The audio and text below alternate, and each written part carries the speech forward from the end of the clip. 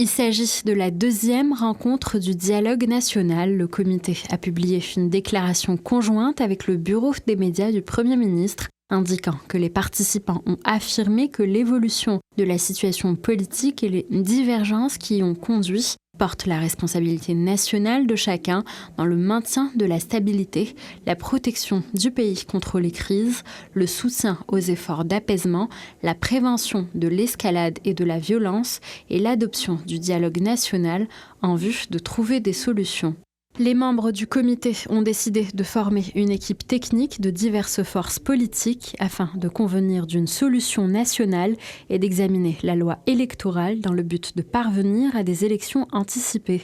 La formation de ce mini-comité reste soumise à l'acceptation par Mortada Sadr de l'affectation d'une personne de son courant. L'accent a également été mis sur la nécessité du mouvement sadriste à participer aux réunions techniques et politiques, à discuter de toutes les questions litigieuses et à trouver des solutions. Le comité a également souligné l'importance de purifier l'atmosphère entre les forces nationales en rejetant les discours prononcés qui causent des dommages aux relations fraternelles historiques. Pour conclure, les participants ont souligné la nécessité de réaliser une réforme de la structure de l'État irakien et de valoriser les demandes visant à remédier à tout déséquilibre dans les cadres politiques ou administratifs par le biais de la législation nécessaire et de programmes gouvernementaux efficaces avec la coopération de tous les partis politiques et le soutien du peuple. Si la crise reste non résolue dans les prochains jours, les forces du cadre de coordination tiendront une session parlementaire